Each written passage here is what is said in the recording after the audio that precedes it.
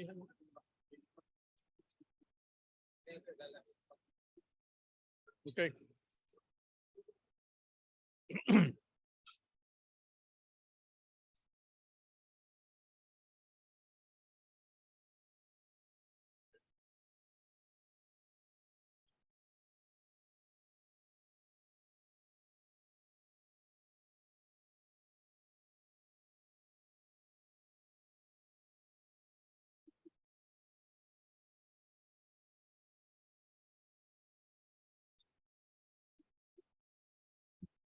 Is it live?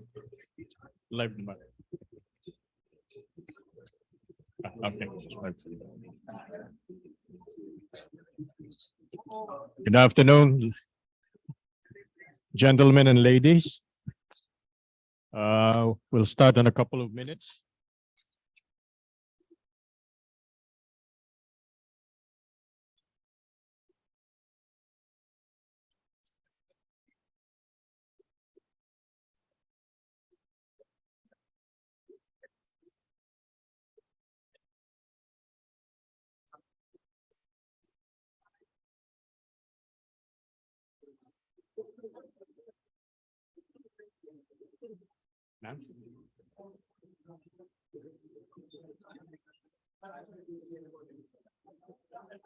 May I call on our acting president, Attorney Howie Calleja, to call the meeting to order.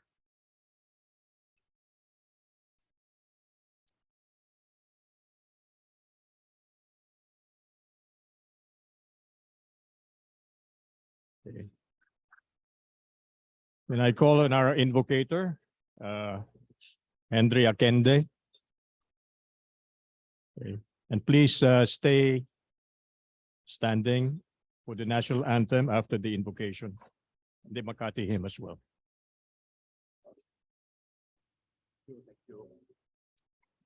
Pleasant afternoon to everyone. A moment of silence for our invocation. Lord, as we gather in your name, we want to be in your presence. Grant us a spirit of dialogue, illuminate our mind with the light of truth, and strengthen our fraternal spirit. Bless everyone who are here today, our fellow Rotarians, our guests, and especially our resource person, who is also an advisor in my organization. We thank you for this meeting in which we share our dreams and our projects. Make us always respond effectively to our vision and our mission in the world. Amen.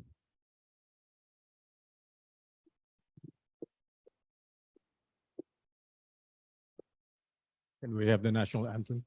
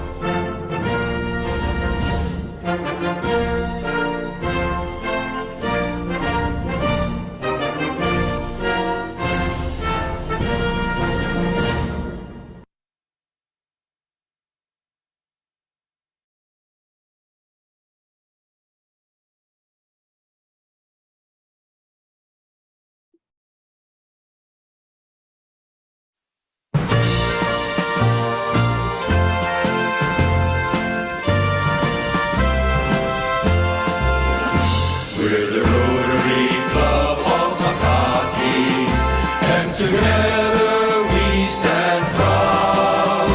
We are leaders with integrity, always ready to serve humanity. Always always living by the four-way test, building goodwill and peace along the way, giving hope to the world. We're the Rotary Club of Makati, prepared to aid our fellow men, as true Rotarians we live to lead. We believe in service above self, and this is why we succeed. We're the Rotary Club of Makati, and together we stand proud. We are leaders with integrity, always ready to serve humanity, always living by the four-way test, building goodwill and peace along the way, giving hope to the world. We're the Rotary Club of Makati, giving hope to the world. The Rotary Club of Makati.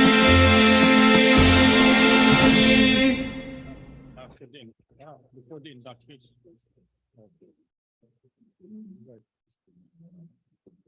Okay.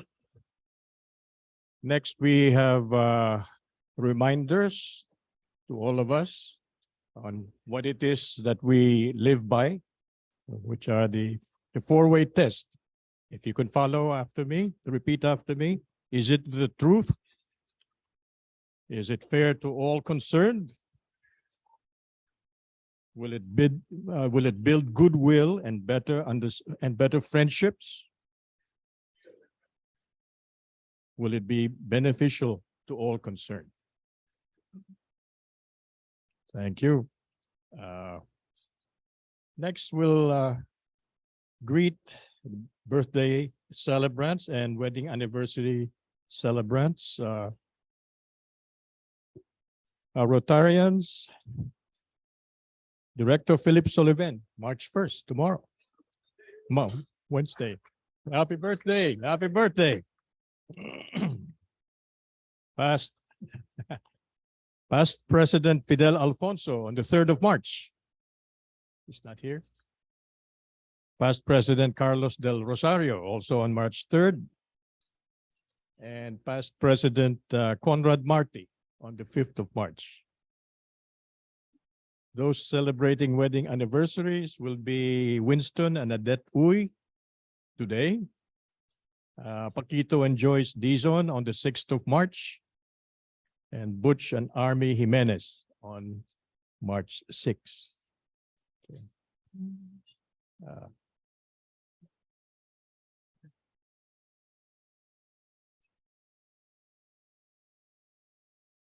Ito lang.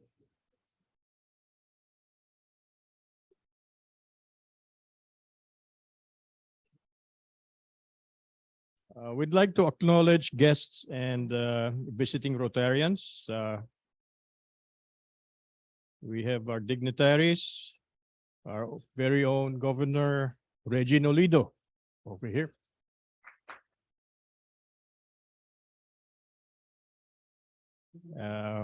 We have Jenny Bosch there. And online, we have Nelly Bengson and Maritza del Rosario. Yvonne Kwan is also present. Online, okay.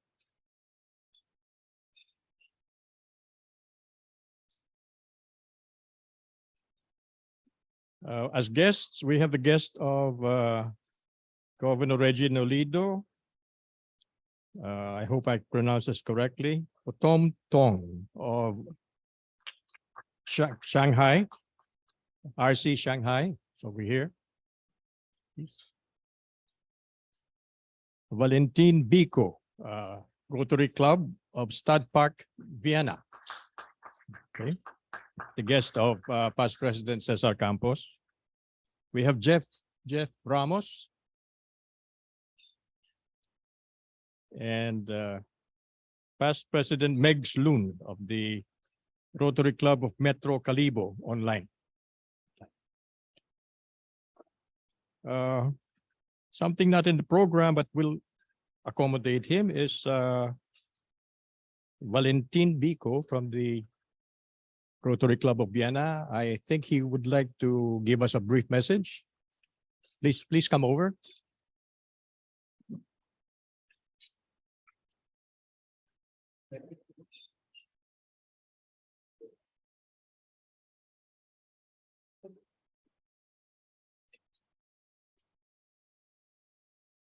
Hello, everybody.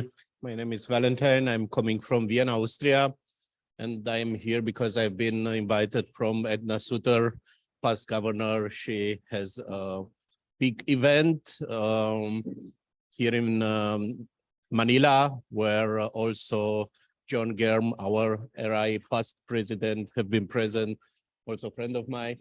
And I enjoyed the time here in the Philippines very much. I'm very honored and thank you so much that I can be today here to join you. If any one of you are coming to Vienna, to Austria, or generally to Europe, please let me know. I've been involved not only in our district, I'm also honorary member in a club in Romania, and also I'm underway in different clubs in Europe. So if I can help you with any art of connection, please let me know. Maybe some words about our club. We're one of the oldest club in Austria in our district, not so famous as Rotary Makati, but I think one of the best clubs in Austria. We are also a 100+ club, 100+ member club, and we are a mixed club.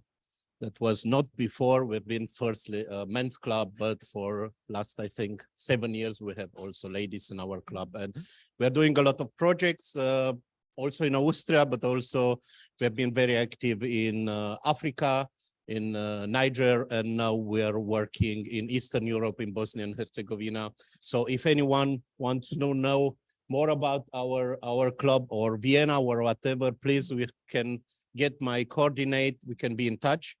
We had yesterday a nice meeting because it exists, I think, for or in 2020 to 2021. Exists a new inter-country committee between Austria and Philippines. And so yesterday we just meet because inter-country committee also needs not only a signed official paper, also needs activity. And that's why I tell you, if you have interest in Austria, or again, I will tell also to our club in our districts about the Philippines. It's very interesting to have in Rotary. Maybe this is one of the beauty of Rotary, to understand under other culture, and that's also very important for our future world. So I invite you, everyone who wants to come to Europe, please let me know, and let me be your guest. Thank you very much. I hope I didn't talk too much. Thank you. Maybe we can exchange after that. Oh, yes.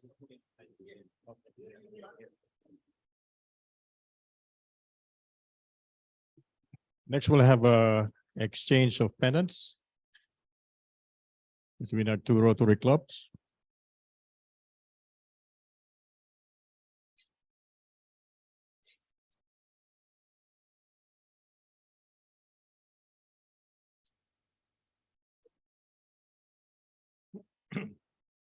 Thank you, Mr. Bico, and you can count on it. We shall be calling on you when we need tickets to the Staatsoper or the Musikverein, okay?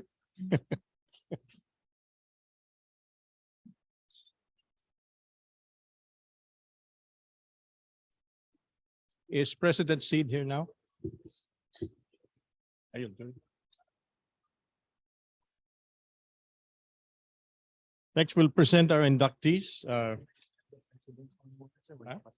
No, sabi niya, sir, he'll do it. Okay. Good afternoon, gentlemen and ladies amongst us. It is my pleasure to present the two individuals who will be joining our ranks as new members. I know that right now a lot of you are distracted and want to move to our table, but I hope that you can give us a little attention. They will be properly introduced later. Don't worry. All right. So I'd like to introduce to you two of our new members who will be joining us today. I'd like to call on first James Bosch, Classification, Construction Materials, Importing. Please join us here in front. May I likewise request your proposer, Rotarian Johnny Ang, to also be with him here in front. And is your Ann here, Jenny? Okay, could you please also join your husband in front? Thank you. Huh? Oh, relax. Relax. In addition, we'd like to call on, here in front, please. We'd like to also call on Jose Marie Nico Dairit, Advertising Business Development, proposed by our past president, Tito Panlilio. Is Paula your Ann here by any chance? No, all right. Would you like to ask one of them to stand for you?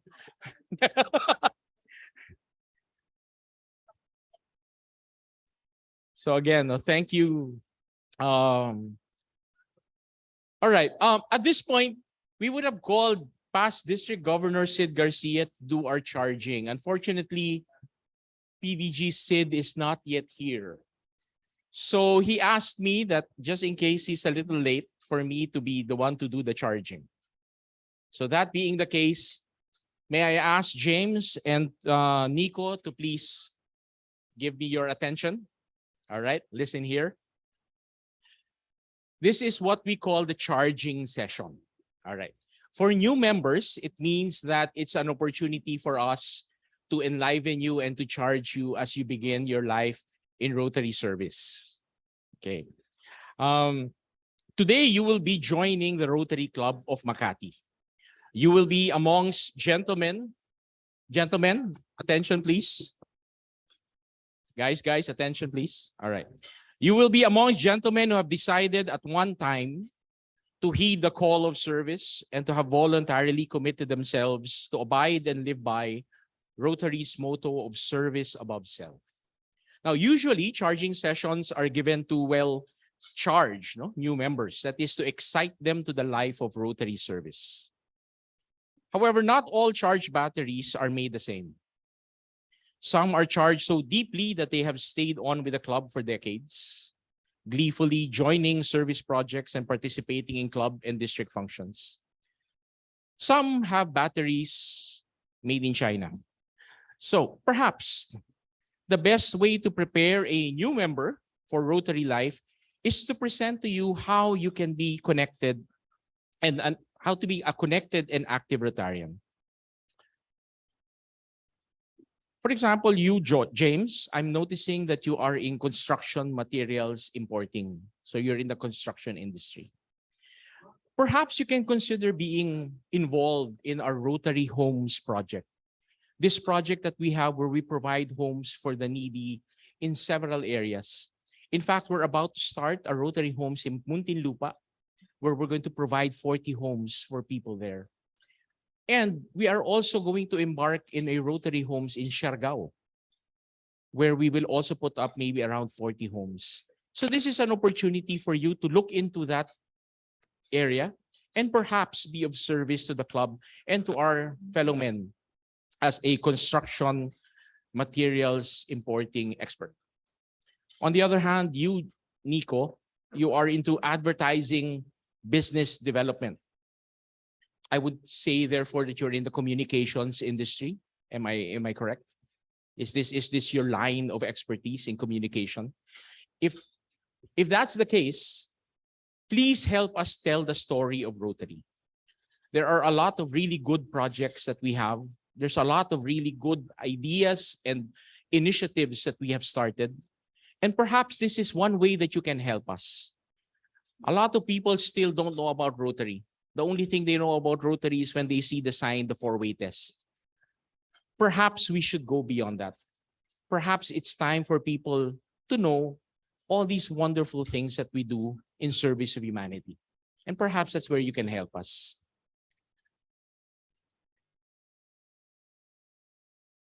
Now, please do not be limited by my suggestions. There are lots of activities and projects we are involved in. All you need to do is listen during the meetings and you will be informed of the many opportunities to live a life of service. You may even find out that you have a true calling in other areas you never even thought of before. Like past President Louis, he just thought that he was a lawyer when in fact now he is a singer. So, those are things that you can get into. Then one day, after being an active member of the club, you may even take on the challenge of being a president, a position many are reluctant to commit. Many are reluctant to commit to, like some people I know, but ultimately end up being the best decision they have made in their lives.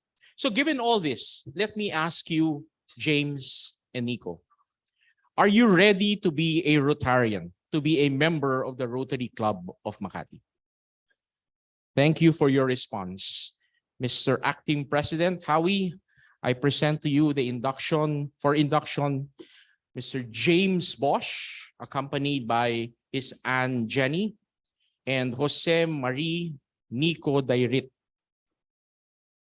May I request all Rotarians to please stand up to lend solemnity to this occasion as we listen to the induction. Ano ba?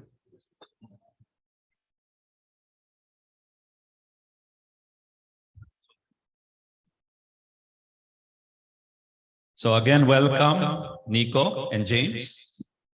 And I also would like to welcome Anne Jenny, because you will be the wind beneath James and the supporter para I see a next president with the approval of Jenny.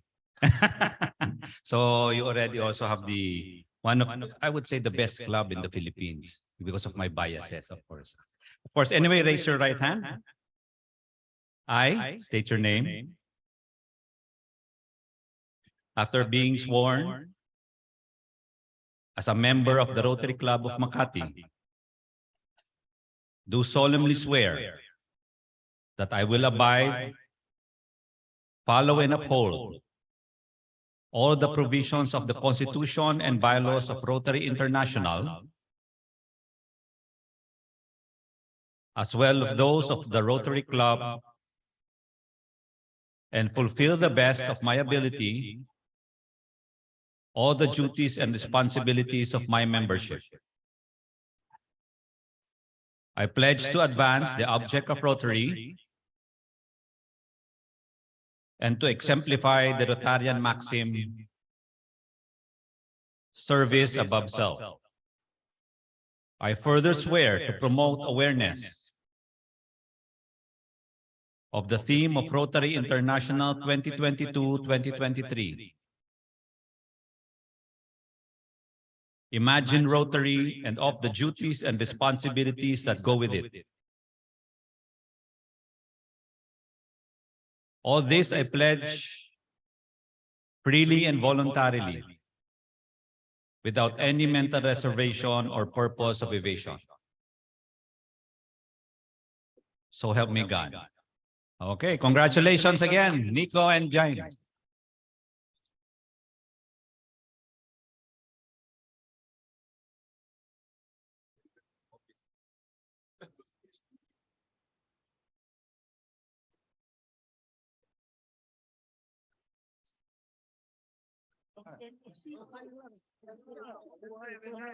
Nakita ko sa emergency selection.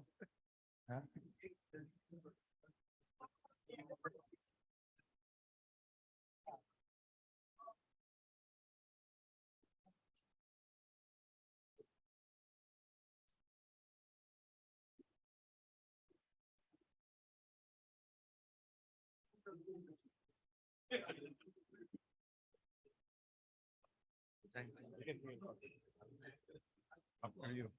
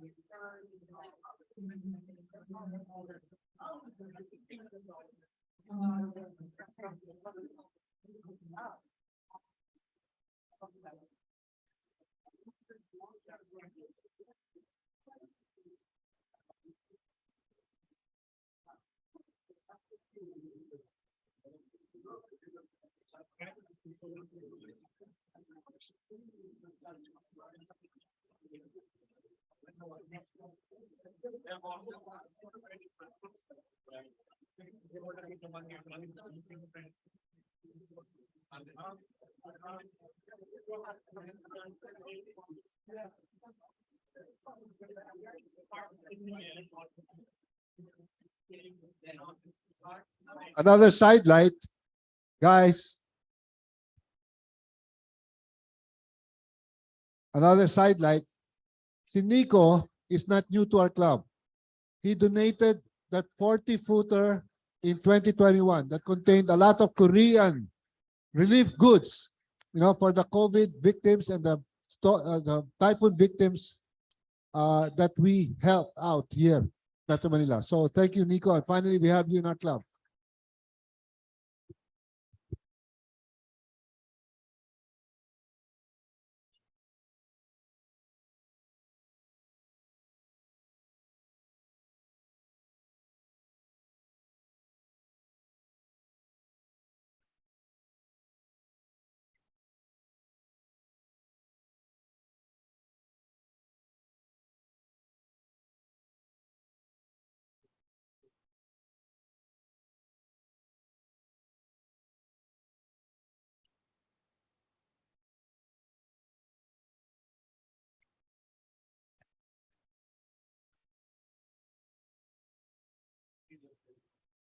Here's the event that everybody's waiting for.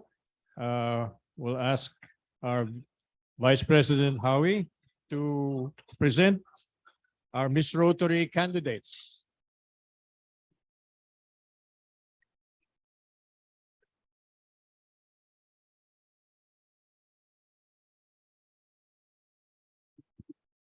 Okay, good afternoon again, gentlemen. As you know, we will have two gorgeous candidates this afternoon. The Rotary Club of Makati sponsoring two candidates for the first Miss Rotary. So we are happy that our two contestants, our two candidates are here with us. Maybe I can call one of them, both of them, but one each first to introduce themselves properly so that we can, the club can know them. Can we start with Miss Vera?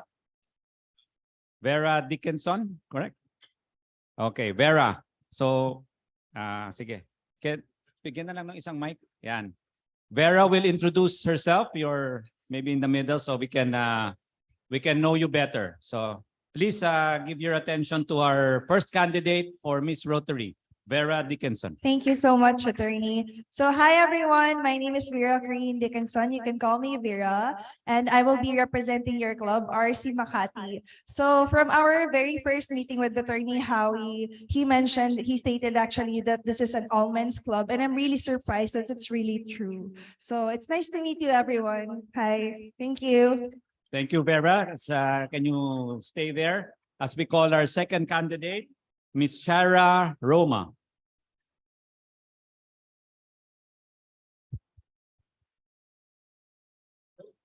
Hi, good afternoon, gentlemen. I am Shira Rona, but you can call me Shy. And this is actually my first time to meet or to be here in Rotary rather. And I'm very much excited to know all of you, as well as, of course, the learnings that I can get in Rotary. Thank you. Thank you, Shai. And I'm sure na Shai is not shy. Yes, of course. Okay, so by approval of the board, to help and support their quest for the Miss Rotary crown, that hopefully we will have two winners. First time we will have two winners for Miss Rotary. The club has generously supported and given the candidates 50,000 each for their expenses for the Miss Rotary pageant. So let's give, I'll be presenting the check.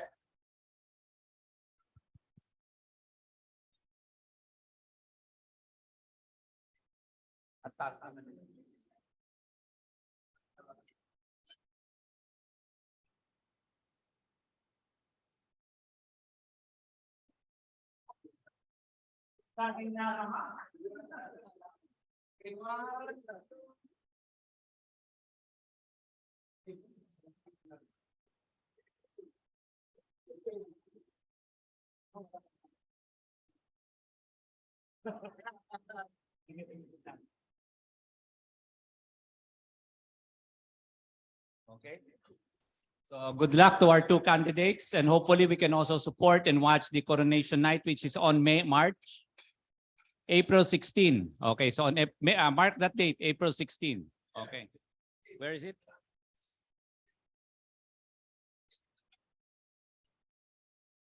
So to be announced, we will, but April 16, please, secret yung coronation with Howie and Henry. Okay. Vice President Howie, you're not done yet. You still have the floor to give the president's time. Okay.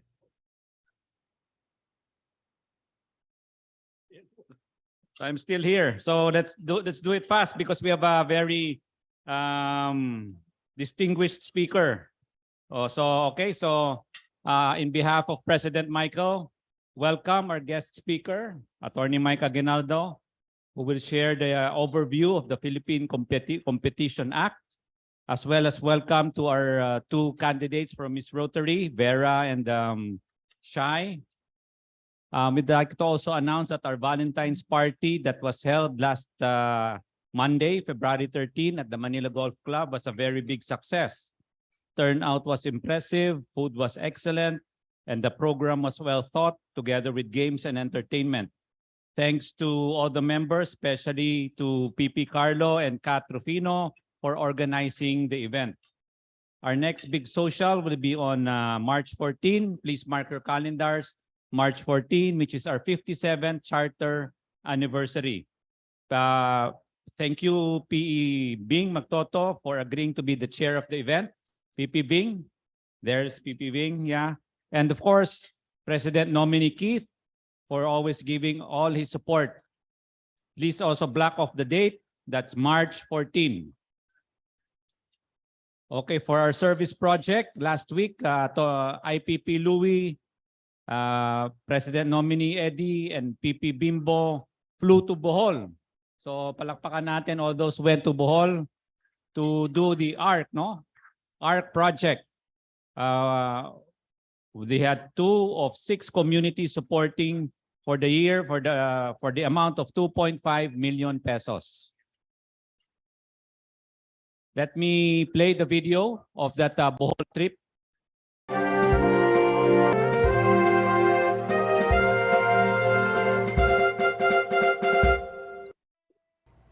A group from RC Makati composed of IPP Louie Asioche, PND Eddie Galvez, and past President Bimbo Mills with COS Ron flew to Bohol on February 19 for a special mission to join the ARC's Insider Trip for the Feedback Program. Advancement for Rural Kids, or ARC, hosted the welcome cocktails and dinner for the champions, organization that supported the program, at the poolside area of the Amorita Resort where the Makati Rotarians were billeted. There, the team met Aisha Veriu, the co-founder of ARC, and Mayor MEY of La Libertad Negros Oriental, who was our partner in Wave 5 of the Feedback Project. The following morning, February 20, they set off in two groups from Panglao to Inabanga, with IPP Louie going with the team for Barangay Kawayan, while the rest of the RCM team headed to Barangay Cambitoon. They arrived at the vegetable exchange sites where the community gathered for a program marked with short pep talks by the project managers, our partners in the program, the barangay captain, and of course, Aisha Veriu. Champions, mga amigo, amiga, na gindala dahil na-inspired gid sila sa inyo. Kamugid! The RCM team then joined in the fun, participating in the dance performances and the exciting games. They also helped out in sorting, weighing, and distribution of veggies, all part of the vegetable exchange. IPP Louie presided over the raffle. After the vegetable exchange, both groups converged at Barangay Kawayan for lunch prepared by the community. Then they broke into teams again for small group sessions with the community leaders. IPP Louie joined the storytelling by song, while PND Eddie and past President Bimbo contributed to their wisdom in the market connection segment with Chef Franco of Amorita Resort. The day ended with dinner at Amorita Resort where they signed a MOA with Mayor John of Inabanga and turned over the 2.5 million pesos support for the 6 communities in Bohol. Feedback, a signature project for Rotary Year 2021-22, is in partnership with Advancement for Rural Kids, or ARC, that aims to develop sustainable neighborhood vegetable exchange program. The Rotary Club of Makati has already supported 3 sites. The previous 2 were in Bai, Laguna and in La Libertad, Negros Oriental. The project bids households in a given community to plant vegetables in places or lots proximate to their homes. They harvest the veggies and bring them to a designated place where they exchange their harvest for other veggies brought in by their purok mates. They give away at least 3 kinds of veggies per household until they collect a pile of different kinds of veggies from a pool contributed by the entire community. Feedback has proved to be an exciting and productive project and has earned a niche in the long list of signature projects of the Rotary Club of Makati in helping revive and animate the local economies in rural Philippines. Okay, thank you again, IPP Louie, Eddie, and Keith for that Bohol trip. Palakpakan po natin for that Bohol trip. Very nice. Maybe nag-swimming kayo sa Bohol, no? But I'm already inviting kasi we would have our next community project will be Rotary Homes in Muntinlupa and in Siargao. If they all went to Bohol, I'm inviting already Shai and Vera. We will all go to Siargao for the Rotary Homes. Di ba? Okay. Tapos mag-ano tayo doon, magsa-surfing tayo doon sa Siargao after Rotary Homes. Oh, tatawa kayo dyan, but they're already, ibubook ko na sila ng flight. Sponsored by the best practices of Henry. Your ticket sponsored by Henry. Best practices. Okay. Okay, so also to continue, our surgical mission in PGH is back. Thank you, Dr. Andrew, for reviving the program together with PP Junjun and of course, Boy Arteche. Another project that we have is Clinic in the Clouds, which was finally launched February 24. and served 1,000 patients from Malinao, Aklan.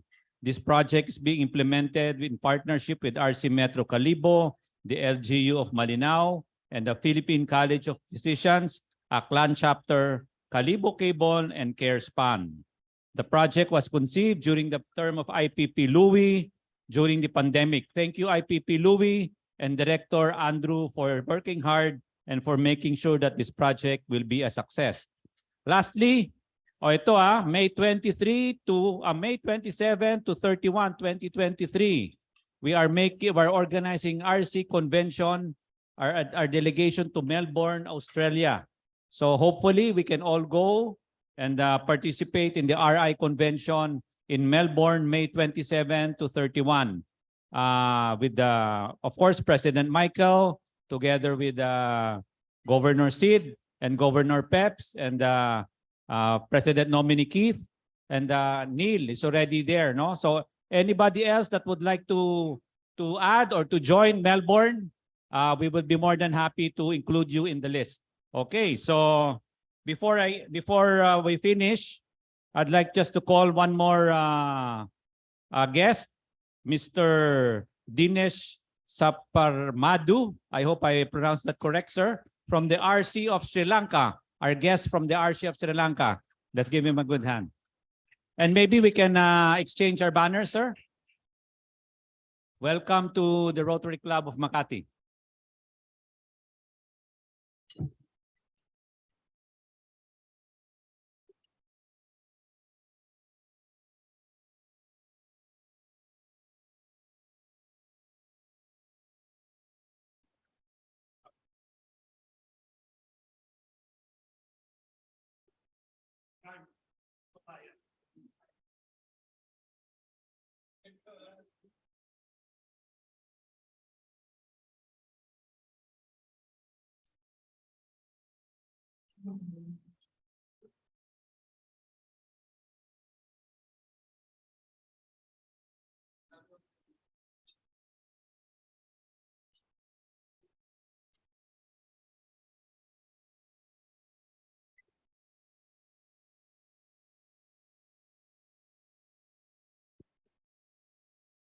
Take it away. Okay.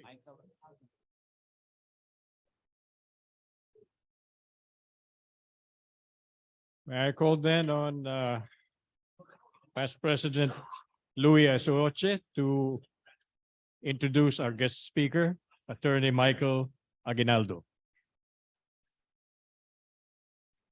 Okay, this is it. You know what? Attorney Mike Aguinaldo is the newly minted chairman of the Philippine Competition Commission. And as fate would have it, we have actually three convergences that I discovered just now, and he might also have learned it for the first time today. First convergence. He succeeds my classmate in the University of the Philippines, Joey Bernabe, who was once a guest speaker also in our club as the head of PCC. Second convergence, like the former chairman Joey, Mike is batch 1992, Neil, batch 1992. And so we are also batchmates. In the same way that our guest speaker once, the SEC chairman Emil Aquino, was also a member of batch 1992. And that was the batch that had one of the toughest bar exams in history, which prodded SEC chairman to brag among private circles that those who passed, Mike, you have to agree with this, those who passed the 1992 bar exams are presumed to be good and smart. What more with Mike here, who placed 7th in the bar exams, huh? Give him a round of applause. Third convergence, when Mike was Deputy Executive Secretary in Malacanang, we both had a common acquaintance and a friend in the person of the late Sandigan Bayan Justice, Ray Cruz. And so it is my privilege to introduce our guest speaker today. Attorney Aguinaldo is a product of both blue and green schools. He had his law studies at the Ateneo, but took his pre-law in AB Philosophy at the De La Salle University. So I don't know, Mike, who you root for every UAAP game. You're conflicted, right? So after earning, no, yeah, I didn't say two best schools. Mind. After earning his Juris Doctor degree at the Ateneo, Attorney Aguinaldo took up Masters of Law in the University of Michigan. He had a passion for teaching as well, serving in the faculty of the De La Salle, in the FEU De La Salle University Joint MBA Joint Degree Program, and also at the Ateneo. Prior to joining public service, Attorney Aguinaldo was a known partner in one of the largest law firms in our country, the Romulo, Mabanta, Buenaventura, Sayok, and de Los Angeles Law Office. But Attorney Aguinaldo couldn't say no to the invitation to become one of the fixtures in the administration of then President Noynoy Aquino, where he served as Deputy Executive Secretary for Legal Affairs. He was then plucked out in from Malacanang to serve as the chairman of the Commission on Audit from 2015 to 2022. He served his full term. Attorney Aguinaldo must be so good. He must be so good that he was again tapped, this time to head the commission that aims to protect, promote, and make robust market competition in the country under the administration of Bongbong Marcos. Fellow Rotarians, I know that you are kind of distracted by our two beauties today. And I think it is a privilege to be a DGND and a PE that our two guests are seated in their table. But please allow the head of our country's competition commission to have a monopoly of our time and our attention for the next 30 minutes. Attorney Mike Aguinaldo.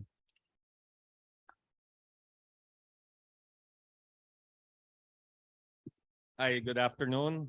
Thank you, Louis, for that kind introduction. I too am actually distracted because I can see them from here. No? So I'll try look over here. So, you know, it won't be as difficult for me. Howie, by the way, was my classmate in grade school. Grade 1, we were wearing short pants at the time. And so when he asked me to speak before you, you know, I couldn't say no. I just didn't know what to talk about because I didn't want to talk about the Commission on Audit because I'm no longer there. And I just joined the Competition Commission on February 1. So I am not pretending by any means to be an expert on competition law. But I figured I might as well talk about competition law, mainly because a lot of people are not aware of what the competition framework is in this country. In fact, my own brother thought that when my appointment was announced to the Philippine Competition Commission, he thought it had something to do with sports. Well, not that kind of competition. Anyway, I prepared a brief PowerPoint. It's not a lecture, it's just an overview so that you'll have an idea of what this whole thing is about. Okay, next slide, please. Okay, so the first question, what is competition? It's not really defined in the competition law itself. So you resort to other means, and if we go to the next slide, you'll see a couple of definitions there. Next slide, please. There.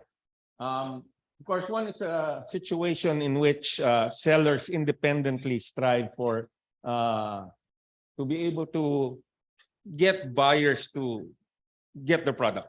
That's basically the OECD definition. Okay. The market's out there and you have different sellers independently trying to get a share of the market. In economics, it looks more at the effect. The idea behind competition is that if you have 2 or more sellers competing for the same market, you're likely going to see, and I say likely, going to see lower prices, better quality products, and more innovation. Because obviously they're trying to outdo each other and compete that way. And that is what economists would call fair competition. Okay, you compete on the quality, on the service, on even matters. Next slide, please. So what is competition policy? Okay, next slide. Well, the policy is basically the law, what the law provides. So you have the Philippine Competition Act or Republic Act 10667. Next slide, please. And this is the primary law of the Philippines, prescribing a policy for promoting and protecting market competition, at least fair market competition. Before this law, was there anything anything in the law that dealt with competition? There actually was. Okay, first in the revised penal code, monopolies and restraint of trade actions are actually punishable criminally. So you could actually, in theory, go to jail. But about a month ago, I was with a group of prosecutors. There were about 60 or 70 of them. Half of them retired. And I asked them, have you ever prosecuted anyone for monopolies or violations of restraint and trade? And they said, never. They had never seen it. So, it's a law that exists, but wasn't really paid attention to. In your civil code, you do have a provision about unfair competition, and it gives you a right to seek damages and so on. This may have been used, but you don't find any jurisprudence on it, at least insofar as the Supreme Court is concerned. And then lastly, our own constitution talks about monopolies, not prohibiting monopolies, but regulating monopolies. Because there are some monopolies that are unavoidable. For example, an airport is by its nature a monopoly. Okay, so there have been a few cases on that. Otherwise, you don't really have any jurisprudence on it. The most common competition-related issue has always been non-compete clauses, whether in employment. Nauso yan with the BPOs, the call centers. You would sign a non-compete because they were poaching each other's employees. And also in some businesses. Like I remember there was this ice cream maker that sold its business to another ice cream maker, and they had a 10-year or a 5-year undertaking not to compete. And those types of clauses, as long as they're reasonable in terms of time, geographical space, and terms and conditions, are usually upheld by the court. So that's about it. That's about all you can find in the law prior to the Philippine Competition Act about fair competition. Next slide, please. Now, the current law had its beginnings back in the 90s because fair competition is seen as one of the hallmarks of economic growth. There has to be fair competition. So nothing happened until 2015. Finally, it was passed into law. The appointments were made. It's actually incorrect. Should be 2016 when the appointments were made. But basically, the first 2 years, 2016, 2017, was the time when they were getting organized, coming up with implementing rules, coming up with the rules of procedure, and so on. So they only really started to operate fully, you might say, by 2018. So you had 2018, 2019, and then 2020, pandemic. So you had about 2 years. They weren't able to do much during those 2 years because there was not a lot of business also ongoing during those 2 years. At the same time, Congress in Bayanihan 2 had exempted mergers and acquisitions from the coverage of the Philippine Competition Act. Okay, for that, I think 1 or 2 years. But that ended already, I think, last September. Next slide, please. So who are covered by the Philippine Competition Act? If you go on the next slide, it's very broad.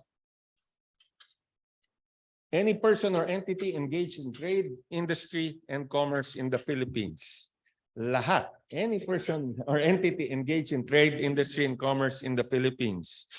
Arguably, that can include government because it doesn't make a distinction. It just says any person or entity.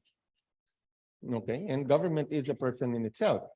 There's actually something further, including actions that may occur abroad but have an impact on competition in the Philippines. I'm not so sure how that can be enforced, but it seems to cover that as well.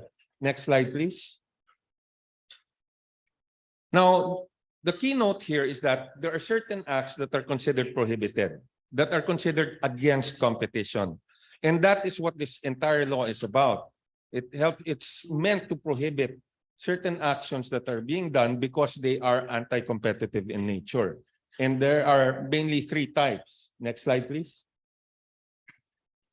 First, you have anti-competitive agreements. Next, you have what's known as abuse of dominant position. And third, you have anti-competitive mergers and acquisitions. So I'll go briefly through each one. Next slide. Okay, so anti-competitive agreements, any type or form of contract, arrangement, or understanding between or among parties to do what? 1, fix prices. 2, manipulate bids. 3, allocate markets. Or 4, restrict outputs. Okay, next slide, please. So let me give you examples. Well, it can be horizontal or vertical. Horizontal means among competitors. So let's say Reggie and the two ladies here each have their own business and they agree, oh, let's set a fixed price on how much we're going to sell this product. Okay, among competitors. It can be vertical as well when you have, say, a manufacturer and the distributor and then the retailer all, coming up with certain agreements on how much an item should be sold. Next slide, please. So basic is price fixing. So restricting competition as to price or components thereof. The idea is everyone in that business, engaged in that business, should be free to dictate their own prices. So if you want to price expensive, go ahead. If you want to price low, go ahead. If you price too low that you go out of business, well, go ahead. You go out of business. But the idea is, everyone should be able to set their own prices and they shouldn't agree beforehand, oh, we'll price it at this level or not. Which is very interesting because this happens a lot. Even in the legal field, there's such a thing as, and how he knows this, in immigration, they have a schedule of rates that they follow. In intellectual property practice, they also have a schedule of rates. So those are interesting questions we haven't been faced with yet, but interesting. Does that constitute price fixing as an anti-competitive agreement and therefore prohibited? Okay, it remains to be seen. It's something that needs to be studied further. Next. Okay, that's just an example and move on. Next. Oh, bid rigging. Very interesting because obviously bid rigging in government procurement, and you all heard your own and may have experienced your own stories there. It happens and that's penalized by the procurement law and by all these laws on anti-corrupt practices and the like. Okay. Now, about 25 years ago, I was giving a lecture for this multinational based here, and I was asked to talk about anti-graft law. So I was going through all the anti-graft provisions in the revised penal code, in the anti-corrupt and anti-graft and corrupt practices act and the like. And then one of the participants in that seminar raised his hand and said, so this applies if our customer is the government, meaning we're bidding for a government contract. I said, yes. What if it's not the government?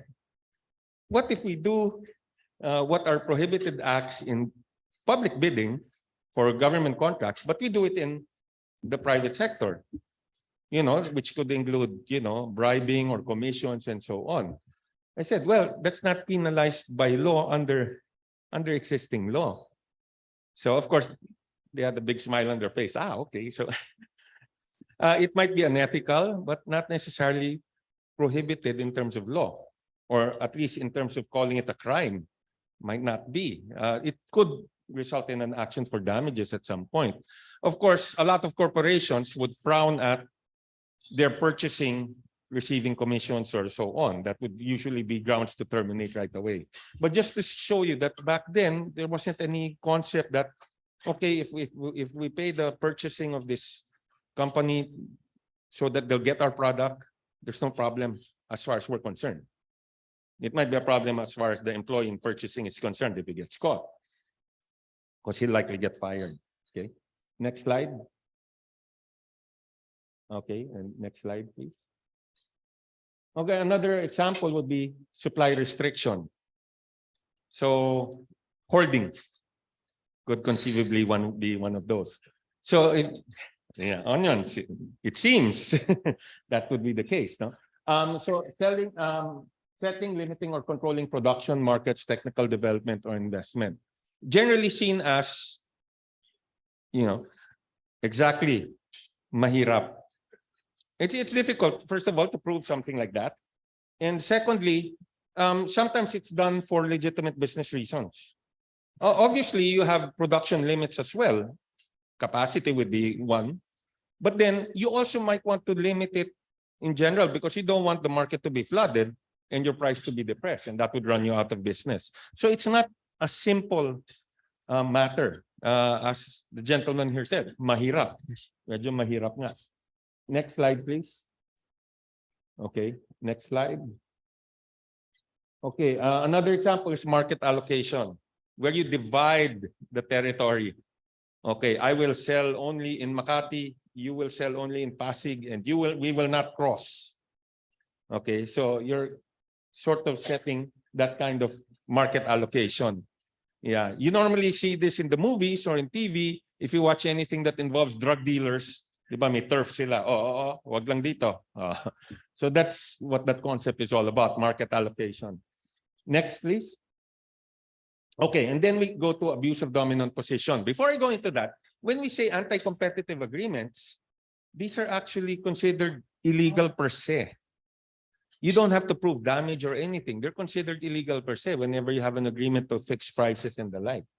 Okay. Now, abuse of dominant position, the most clear example of this would be you're a monopoly, you're the dominant player in the market, and you use it to unfairly compete against your rivals by either blocking them from entering the market or preventing them from conducting their business entirely, or by being unfair to consumers as well. Because if you have a monopoly, what's to stop you from jacking up your prices?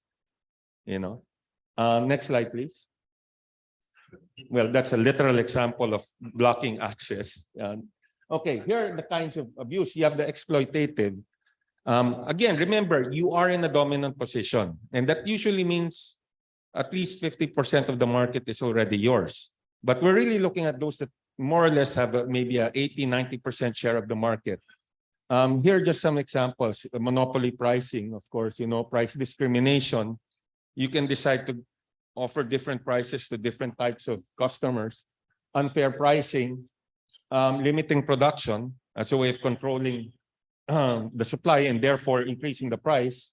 Tying and bundling.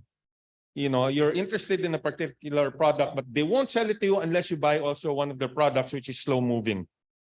Okay, that's considered anti-competitive if you are the dominant player and you require that. So there's a current issue with one of these soft drink companies because they are requiring their distributors to also purchase an allied product that they have trouble selling. Said, we won't sell you our main product unless you also buy the other product. Okay. And then you have the exclusionary, creating barriers to entry, restricting access to essential products. You know, predatory pricing. I'll give you a concrete example. About 20 years ago, 20 years ago, I had this client who was licensed to make T-shirts, all sorts of clothing that had a particular cartoon character.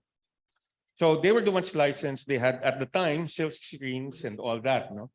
But then he noticed that in Divisoria, there were a lot of fakes. And so if he was pricing his item at 200 pesos, they were selling it in Divisoria for 75 or 100. And these were fakes. So he said, I have to be able to compete with them. So what he did was he actually he opened the stall in Divisoria and he was selling the same product, but quality is probably better because he was using the original silk screens. And he was undercutting those who were selling the fakes. So he was selling them for 50 pesos. So eventually he actually drove them out. Of course, the sad thing is he didn't leave. He continued to maintain his business there, even though it was outside already the terms of, or he was doing it outside of his licensing agreement. But that's an example of how you can do predatory pricing. Because if you're big, you can afford to absorb a certain amount of losses or less income.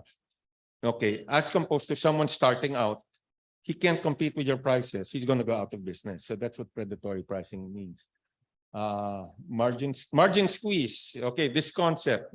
I'll give you a clear example. There are 5 retailers in the business.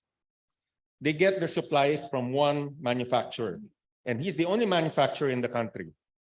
Okay, retailer A purchases the manufacturer. So now retailer A has direct access to the manufacturer's goods because he now owns them. So he's able to sell it to himself as the retailer at a more friendly price than he would now be giving to the other four.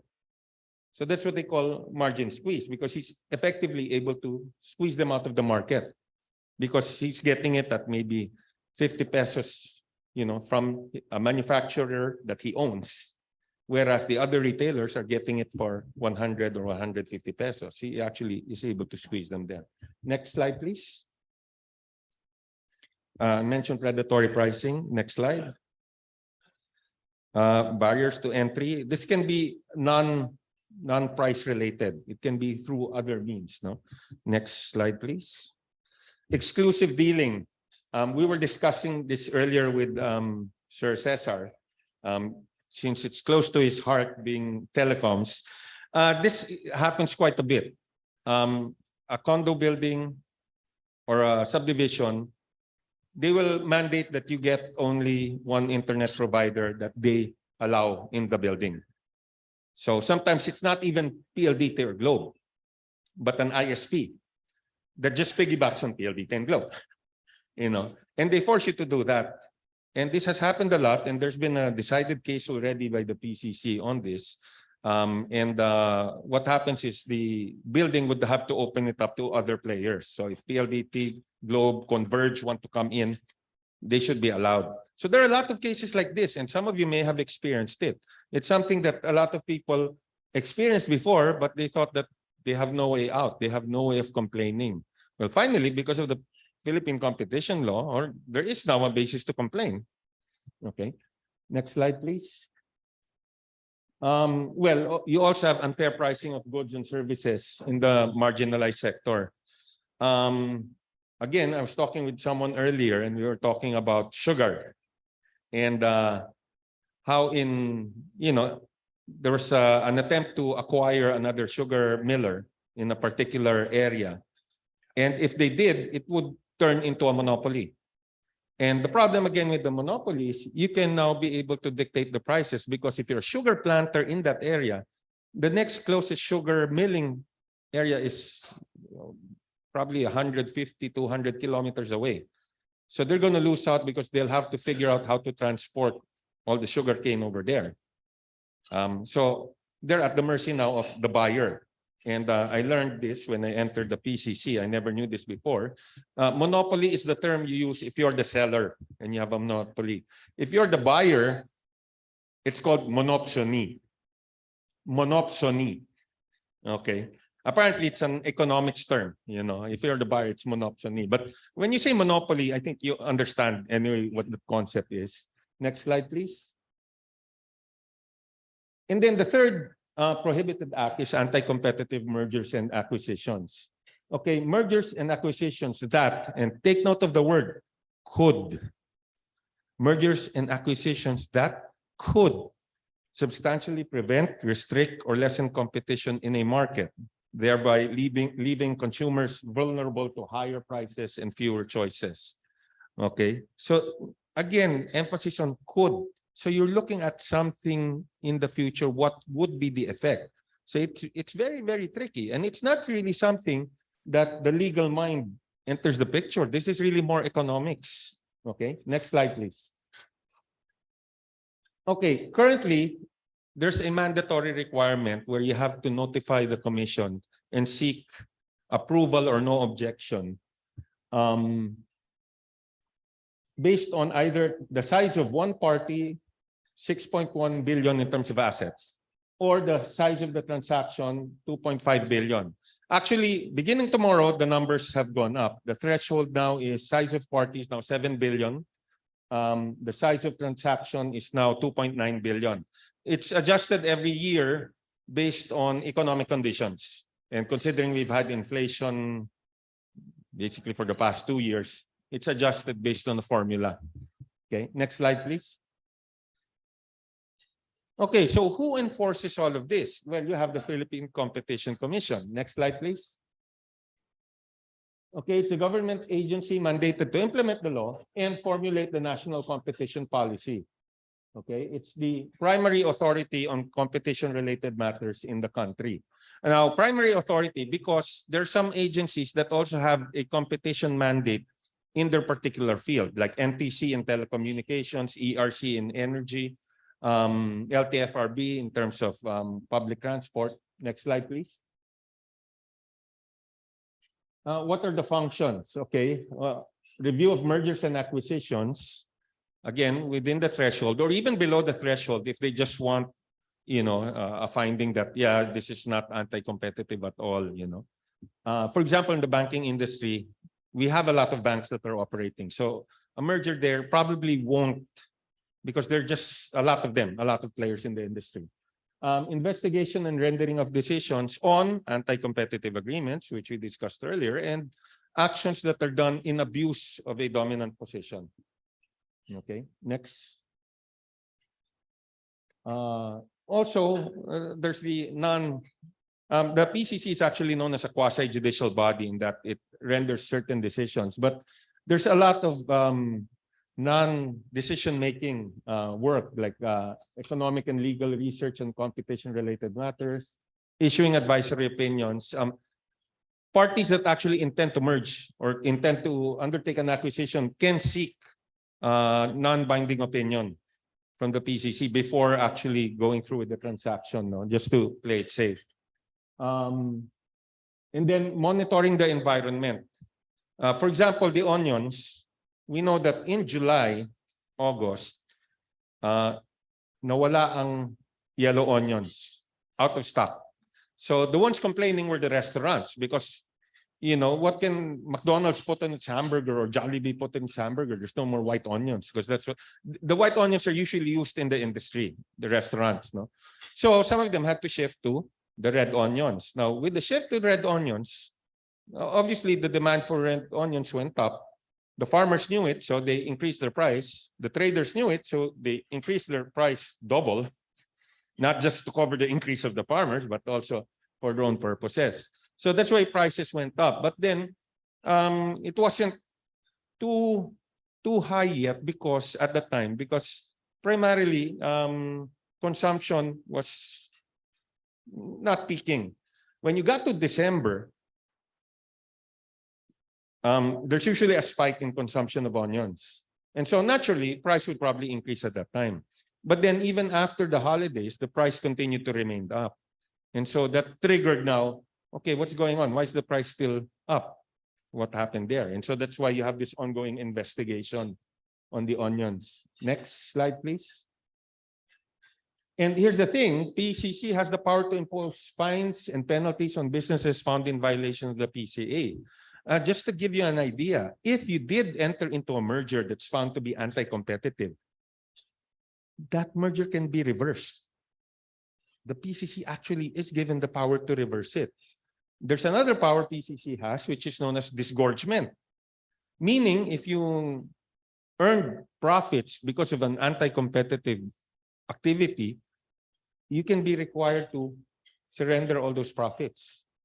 These aren't unique to the Philippine situation. No? These are based really on the Philippine Competition Act is based primarily on EU law or law in the competition law of the European Union and a little bit US law. Okay, next slide, please. Of course, advocacy. And why do I mention this? Because like I told you before, there was not really a competition policy framework within the country. So a lot of things here, people have actually been doing. And now they're suddenly being told, oy, bawal yan. Oy, mali yan. That's anti-competitive. So people would have to adjust to that kind of thinking, because we've never had that kind of thinking that, oh, hindi pala pwede yun. I mean, if I bought the manufacturer that supplies me a product, well, I own the manufacturer now. Shouldn't I be able to dictate what to do with that? And ordinarily, yes. But if you're the only one producing that product, it might not be that simple. There might now be responsibilities created because of this law. Okay. Next slide, please. And so that's what advocacy means. We have to get the message out that there is such a thing, no? And so we've worked with all these other government agencies and more to follow about, how we can implement this and all. Next slide. Of course, national competition policy has already been approved. It's already part of the Philippine development plan it was already in that development plan, and it's also part of the current development plan that was passed last January, I think. And next slide. And well, someone was asking where our office is. It's there, right behind Trinoma. Yeah. So anyway, I just wanted to give you a brief overview, and I'm sure it's raised a lot of questions in some of you. And I have questions myself about this, but maybe you can just leave it to the Q&A. So thank you for listening, and I hope I was able to convey at least a brief overview of what this competition policy and competition law is all about. Thank you very much.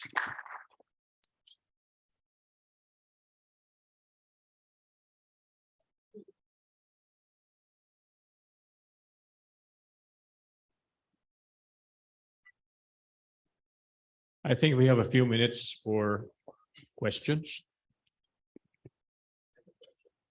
Okay. Can you use that mic, please?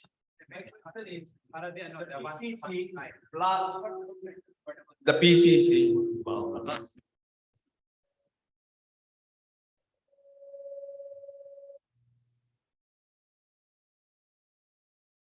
Goldilocks SM purchase, right?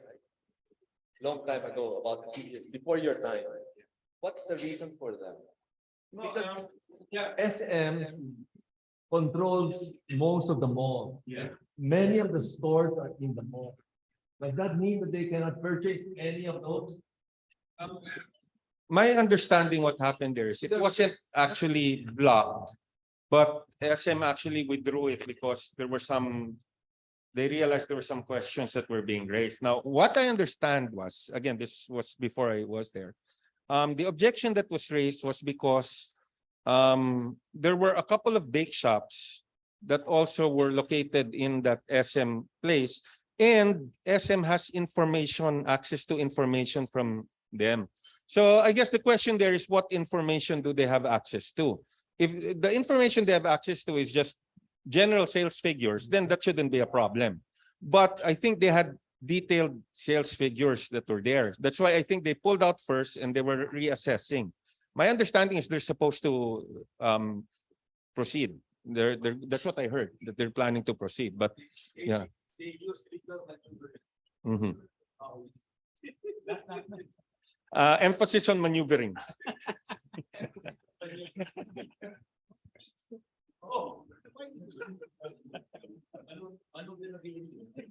Okay. Next, Tony.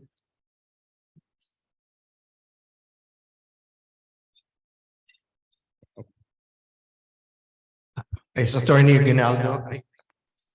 Attorney Aguinaldo. Thank you for being our guest speaker.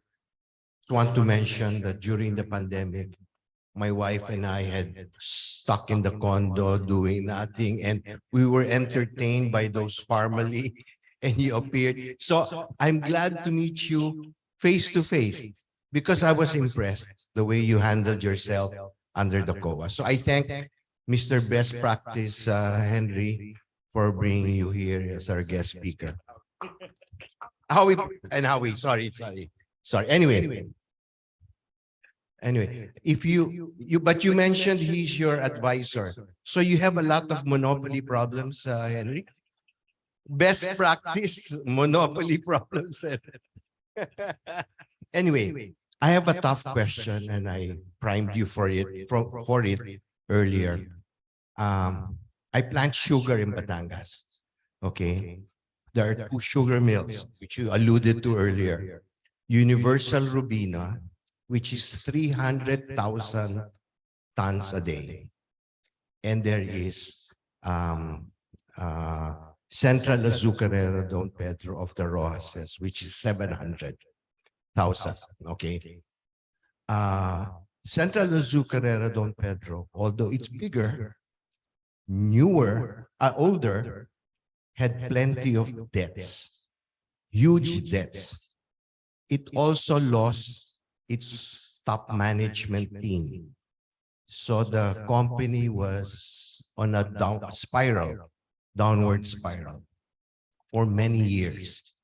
Okay, but they tried to keep it afloat because they were essential to the planters of sugarcane. Okay. In 2018, I think that was the year you said the PCC. And I'm mentioning this because our guest speaker was not yet involved with the PCC then. Okay, in 2018, Universal Rubina, the smaller mill, decided to make a bid for the bigger mill because the bigger mill said it could not, it needed a bailout. Okay. Now the PCC disapproved it. So both parties had already agreed and the PCC disapproved it because Universal Rubina would be the surviving monopoly sugar mill in the province. Okay. Fast forward 2022, last December, Central Azucarera Don Pedro shut its doors suddenly at the height of the sugar milling season. That's 700,000 tons of canes that they normally process. Okay, what has happened? The PCC actually made Universal Rubina a monopoly. Okay, not only a monopoly, what was 1 million tons of canes for the whole province, now Universal Rubina can dictate. So in other provinces, you buy canes from planters at 3,000. But because there's 1 million tons of cane going to a 300,000 ton mill, Universal Rubina is saying, I can buy it at 1,005.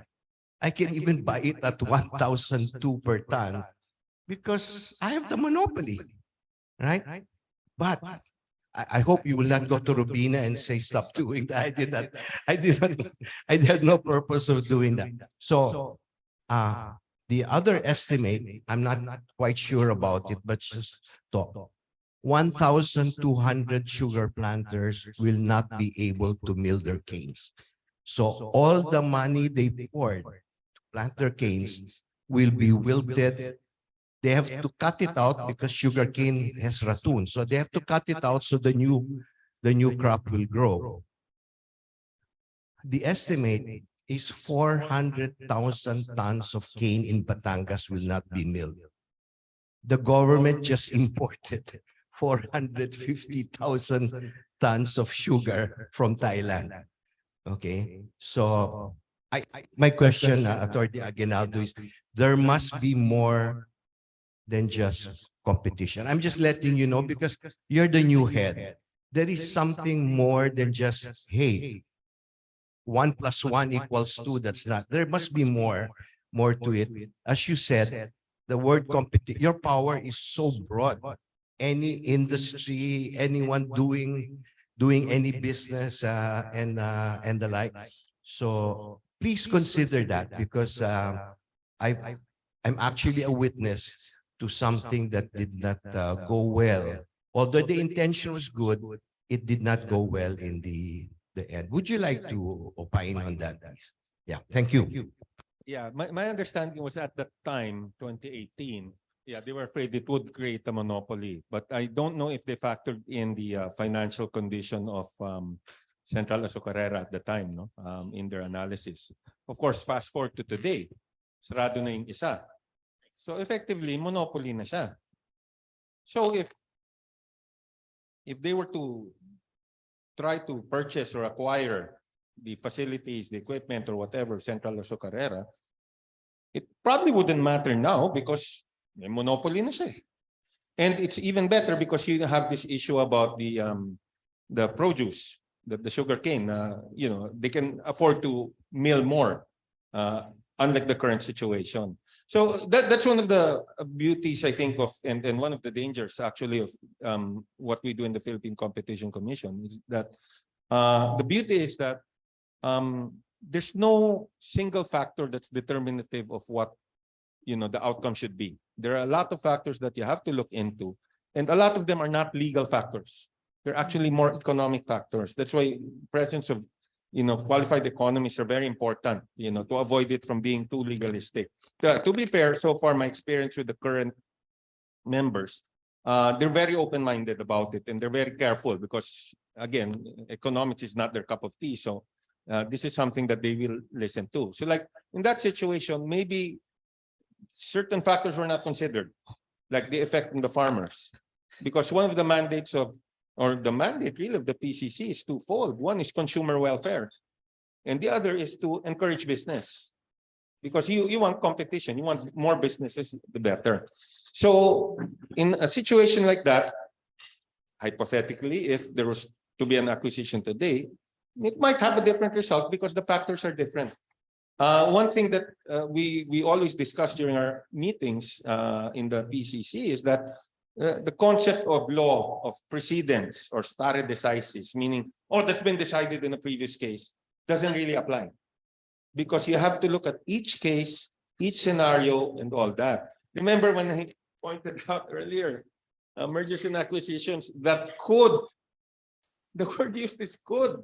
So you're looking at something that's, not legal analysis, but economic analysis. And of course, one of the issues with economic analysis is there's as many analyses as there are economists. So again, it's a balancing both of law and it's being able to appreciate these nuances, that sometimes maybe aren't seen or, unfactored in. Like in that case, when I first heard about it, they said, "Oh, kawawa naman yung farmers," because they're the ones who end up losing in the end. I mean, we're saying could, meaning the price could, they could have a monopoly. But again, monopolies are not necessarily bad. In fact, our Constitution doesn't prohibit monopolies. It says regulate monopolies. I guess one of the questions is, how did you become a monopoly? Was it through an anti-competitive practice? In that case, it probably wouldn't have been. But again, maybe it's something in hindsight. We didn't see something, maybe we have to be a bit more careful moving forward. Thank you. Next question from Governor Sid. Chairman, I'm from the insurance industry. I've been in the business for 36 years, and there are more than 70 insurance companies in the Philippines. And one of our problems, being an insurance broker, is to fight for consumer welfare. Even before I joined the insurance industry, we have this code on pricing on properties. We call it tariff. We have been telling the Insurance Commission that this is unfair trade practice because the insurance companies are monopolizing the rates that they can charge to end consumers. May I have your thoughts on this and what you can do to protect the consumers who are buying insurances? Well, there's a similar issue that was brought to our attention, but it's also the subject of a congressional investigation now. This is there was a proposed issuance that I think was held back by the Insurance Commission on minimum premium rate for catastrophic acts. And so someone complained to a congressman who then went to see me and brought it out and tried to show me what the effect would be. It's very interesting because he was talking in terms of onions. He said, he said, "Chair, look at this, okay? From the farmer, you bring it to the cold storage. Now, because of that uniform premium policy that's increasing the premium rate by a certain percentage, quite substantial, I think, the fees for cold storage will go up because the premium goes up. Okay, so that's one. So price goes up. Next, when it's trucked to the warehouse for distribution, the trucking cost will also go up because the premium has also gone up. When it gets to the warehouse, the insurance for the warehouse also goes up. So therefore, the premium goes up, so therefore the cost again goes up. And then you go to the retailer, he has a small supermarket or a grocery. His insurance premium also went up, and therefore the cost, he'll have to increase prices somehow also. So especially coming, at the time when you have 8% inflation, this is basically inflationary. That's at least the way he dramatized it. So it's something that we're looking at, specific on the premium for catastrophic acts. That is actually being investigated by Congress, and that congressman already made a formal referral to our office. So it's already, I think, with our competition enforcement office, they're already doing preliminary work on it. I think the IC also pulled back. Yeah, they withdrew, and then they're going to do consultations. This time with not only with the insurance companies, but with the other stakeholders. Because the first time they only consulted the insurance companies. That was it. So they didn't talk to the brokers. They didn't talk to the customers and all that. Now I think they're doing it. Yes, sir. Yeah, good afternoon, Attorney, PCC Chairman. Actually, we have a framework that might be, I don't know if what are the restrictions to be provided by the PCC, because we are going to have a B2B global bartering supply chain framework. Actually, this is initiated by Indonesia, wherein we have to barter our products, like, for example, which we have identified already. This is the tobacco as well as the abaca. Now, on the other hand, it should be reciprocated by Indonesia with coal and urea fertilizer. Because as we discussed, that the problem now in the Philippines is in the power generation fuel, the feedstocks. Because actually, even San Miguel Corporation has a big problem with that. Precisely, they were asking for a relief from ERC because they are buying that at, I think, for $400 a ton. When if that would be barter, maybe we can reach even up to 50% only, or $200, because the mechanics is like this. For example, the tobacco, the one who will buy the tobacco here is San Miguel Corporation, or Aboitiz, or any other power plant. And once it is paid by this power plant, that would be shipped to Indonesia. And in Indonesia now, the recipient of those tobacco or abaca are the cigarette factories and textile as well as garment factory. Because as we noticed that last year, Indonesia imported almost $1 billion of tobacco leaves.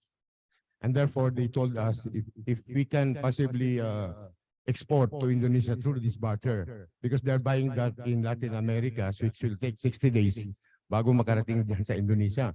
And on the other hemisphere is from India and Pakistan. So now we are looking at that with the kind of barter, B2B barter trade that we're going to implement, that would actually lower the price by almost 50%. And therefore, there is also a cascading effect on the terms of the energy development. Precisely, we can now get a barter product on coal at a cheaper price. Now, my question is there any restriction from PCC if I will do that? Because actually it will affect the traders. Because you see, there are almost 10 traders who are buying this coal from Indonesia. Thank you. Offhand, and without prejudice to an actual controversy arising out of it, offhand, it doesn't sound like there's a problem with that. I don't think you're doing anything that's unfair in terms of competition. It sounds like sounds like a brilliant idea that you're actually implementing, and yeah, and traders are just in between; they're middlemen. So cutting out the middleman is an accepted form of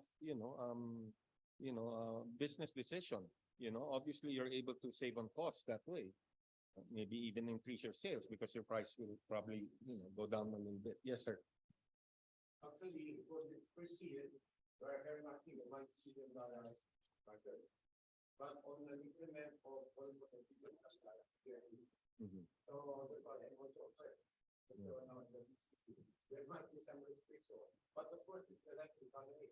Precisely right now, on the market, they're shipping up $400 billion for our counterpart in India. And Indonesia also will have a $400 billion from gold and India. Because actually, that becomes the big problem of our country. We don't have the Indian. Yeah. It sounds like a very creative solution. And, you know, like I said, monopolies aren't prohibited. If you become a monopoly or you become dominant because of, you know, legitimate business practice, there's no problem with that. There shouldn't be a problem with that. Last question. I'd be more concerned with customs than PCC. Actually, CITC will help us in all these requirements. Oh, okay. We help also of our PTI under Press Secretary is also trying to help us because we have the counterpart is also a minister of the So they work on this. Okay. Yeah, good luck. All right. So last question from. Yeah, one last question. Hi, Mike. Energy. Okay. Mike and I used to Go be in ahead. the same debate team in We used to play basketball when Yeah. we were slimmer. much slimmer. All right.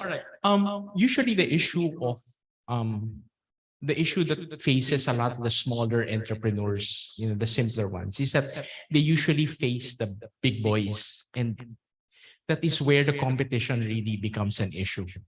There is this big mall, and their policy is, I will only allow you a space if you also put up other stores in my smaller malls, in my more remote malls.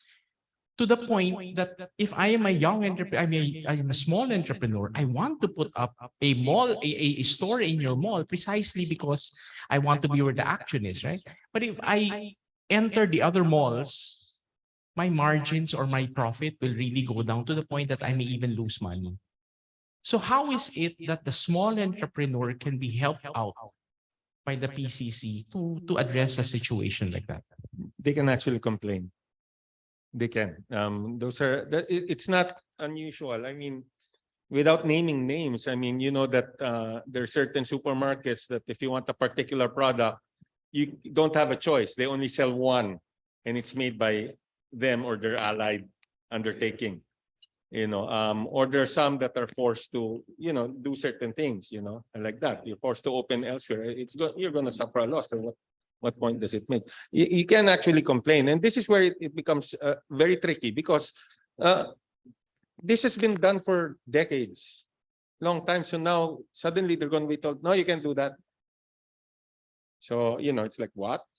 You know, I'm the owner, I can't do that. But that is what the law is meant to cover. I mean, if you're the dominant and you're abusing it in various means, such as that, mandating that, you open here, but you have to open everyone else.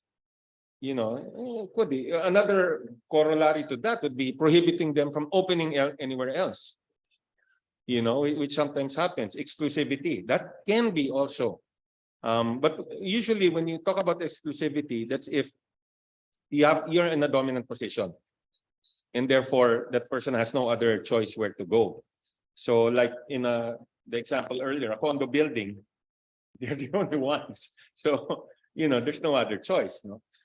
With the malls, it might be tricky unless one of them is dominant already. You know, like more than 50% of the market they hold. But it's something that also, you know, to be fair, even us at the PCC, it's a matter that we're also learning. So, you remember, I had a press con yesterday, and I was reminding the press that, hey, this is a very young organization, and this is a very new framework. So we don't have all the answers yet, and we're all actually still learning as we go along. So some people forget that, oh nga, no, bago pa lang to. So it takes time also. But what I can guarantee is with the current crop that we have there, you know, what I've seen so far is they're all open-minded, and they're really willing to listen, especially on the economic side. Because to my mind, that is what drives competition law. It's not really the law itself, but the economic side of things. the analysis and all that. So you're anti-monopoly, not anti-monogamy. I'd like to turn over to the expert. Last question. from Last Senator. question. Okay, please, make it quick. Mr. Chairman, I'd like to repeat my question earlier. In the internet system, the developer or the board of directors are asking for a certain amount monthly, like 10,000, 20,000. So the other people cannot go in. Because when you go in for the first time, Globe is there, PLDT is already there. You're not assured that you can get enough business. So that's another way of driving them out. How can you help? That could be a possible anti-competition, abuse of dominant position practice, where they do require that. There's one Supreme Court case that was decided some years back about the oil deregulation law. And there was a provision in that law that said that that sort of maintained or increased the tariff on the importation of refined petroleum. And now the intent of the deregulation law was to open up the market. So no longer just Shell, Petron, and Caltex. Allow these other players in. And you see them now. You see some of them. But what that provision did was it said, okay, so if you're importing refined petroleum, you have to pay a higher tariff. Okay. So what that did is it favored those that already had petroleum refineries in the country and who had them, the three big ones. So it was actually a barrier to entry because of the cost of putting up your own refinery here. It's too prohibitive for you to be able to compete. And so the Supreme Court actually struck it down. They said, hey, that's wrong. You can't do that because you're effectively barring anyone else from coming in. There was a similar problem when it came to telcos. Of course, we do have PLDT and Smart and Globe, And the question was always, how come a third party couldn't come in? Digital tried through Sun, but eventually they were gobbled up. San Miguel tried through Liberty, but then they eventually just sold the frequencies. And one of the things we saw, even before I was in PCC was Globe and Smart agreed on an interconnection fee that was too high for any third player to come in. Too expensive. Because at that time it was 4 pesos. And there was no rhyme or reason why it's 4 pesos. They just agreed to 4 pesos. Now, when Sun was bought by Smart, so there were anti-competition concerns that were raised. Again, wala pang PCC doon, no? There was no PCC yet. And what Globe and Smart did in order to lessen the questions on that is they lowered it to 3 pesos. Okay, so that was like a big give already. But there was nothing actually that prevented them from lowering it to 50 centavos or 25 centavos because there's no real cost associated with the interconnection itself. Now, when Dito came in, or before they came in, they were able to lower it to, I think it's almost 0. And so that's ideally how a third party could now come in. That's no longer a hindrance, but there are other difficulties, again, if you're a third party, because Globe and Smart are probably so established already. And the amount of capital needed to compete with them is probably... That's not the case. I was with PLDT at that time. They asked for around 10 or 20 trunks. We give them 2 or 3. Even if you sell it at 3 pesos, doesn't matter. But instead of 10, you give them 3. So restriction of trade. Right? Well, the common towers was supposed to be the solution to having a third party come in, but Okay, thank you very much, Attorney. Can we have our Vice President, Howie, to give a response?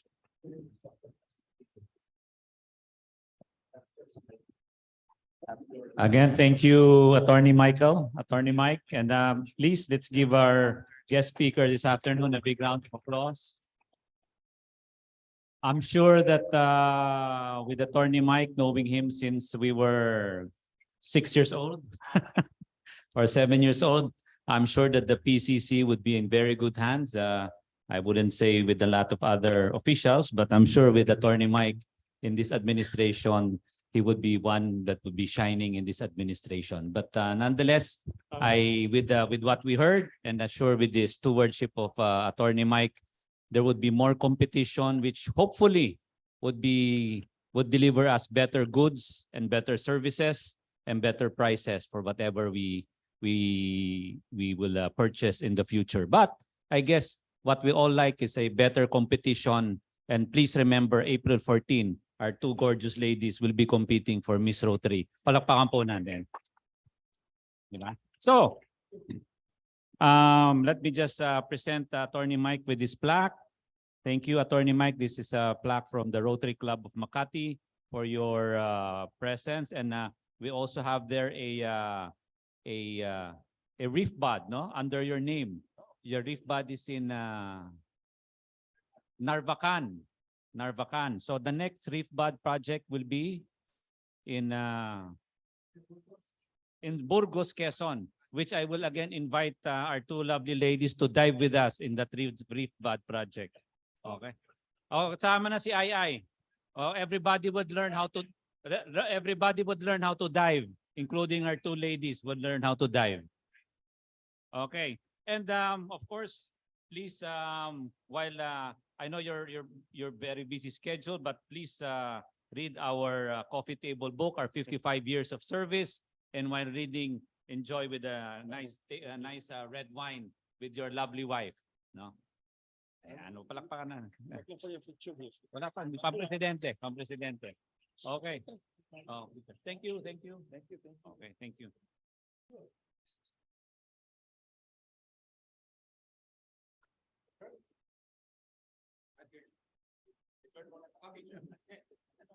Adjourn muna. Please adjourn the meeting. Meeting adjourned.